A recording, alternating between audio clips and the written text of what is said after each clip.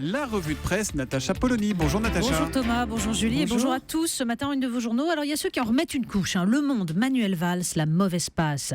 L'Opinion, very bad trip. Et puis, il y a ceux qui se concentrent sur l'essentiel. Libération, migrants, pourquoi ça dérape? Le Figaro, la hausse des taux sème l'inquiétude sur les marchés. L'Humanité, il redoute un débat public sur le traité transatlantique. Et tandis que la mobilisation contre la réforme du collège se poursuit, le Parisien nous alerte. Orthographe, les Français pris en faute. Et Le Point nous offre un hymne aux lettres classiques, assorti d'ailleurs de quelques jeux d'esprit amusants. Latin-grec, inventaire avant liquidation. On commence avec la question du droit du sol, Natacha. Oui, c'est le Figaro qui lance l'offensive ce matin. Une double page et des tribunes sur une question sensible, donc le droit du sol. Le journal relaie les considérations d'Éric Ciotti, spécialiste médiatique des questions qui fâchent, et qui propose de revenir sur l'automaticité de l'acquisition de nationalité pour les enfants d'immigrés entrés clandestinement en France. Le journal nous explique d'ailleurs que l'Allemagne est en fait en train de faire le chemin strictement inverse. Il faut dire que chez nos voisins, on part de loin. Ce n'est qu'en 2000 que le droit du sang avait été remis en cause, permettant aux enfants d'étrangers nés dans le pays d'obtenir la nationalité allemande à condition que l'un des parents réside en Allemagne depuis au moins 8 ans légalement. Vous voyez, c'est strict. Mais ce qu'il faut lire surtout ce matin, ce sont les deux tribunes du Figaro.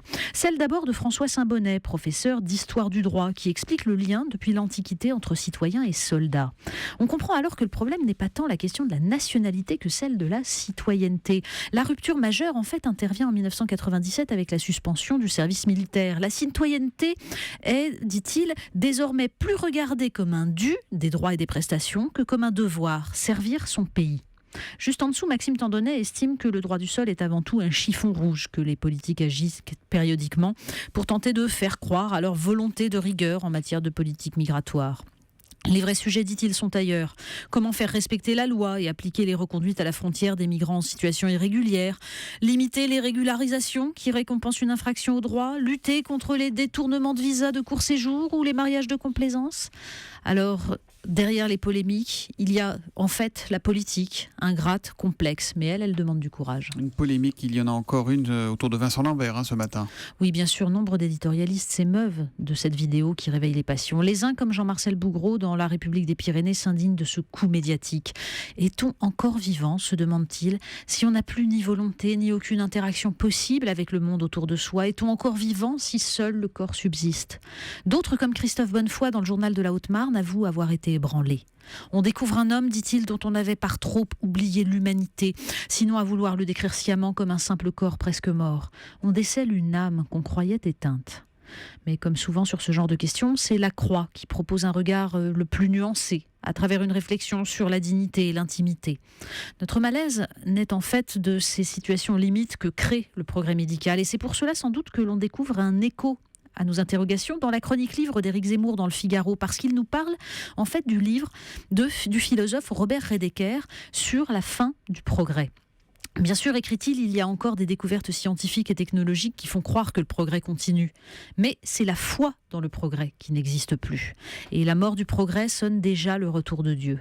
Alors confrontés à des situations où le progrès pose plus de problèmes qu'il n'en résout, nous sommes condamnés à nous déchirer. Vous nous parlez vaccination. Oui, parce qu'il y a un article dans Le Monde qui vient nous rappeler toutefois que ce que le progrès nous a apporté.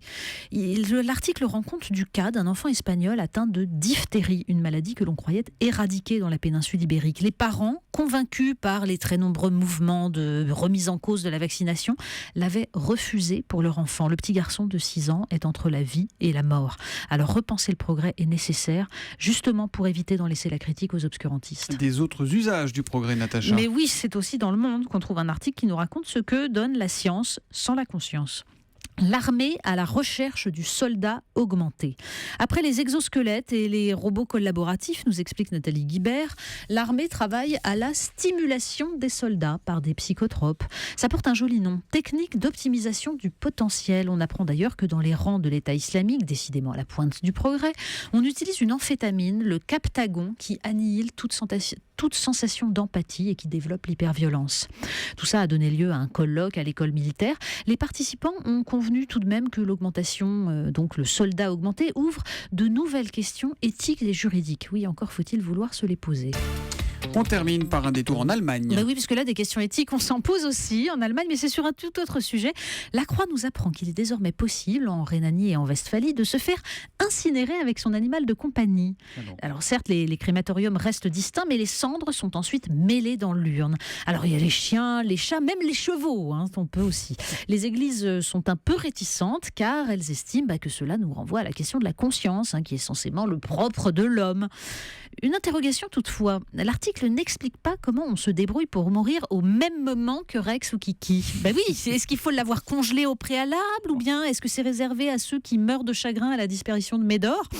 En fait, la conscience est peut-être le propre de l'homme, mais parfois il s'en sert très bizarrement. Pauvre Rex, pauvre Kiki. Mais même. Oui, les pauvres, c'est Natacha, triste. alors, on vous retrouve demain matin à 8h30 pour la revue de presse. À demain. Vous avez un chat ou un chien, vous ?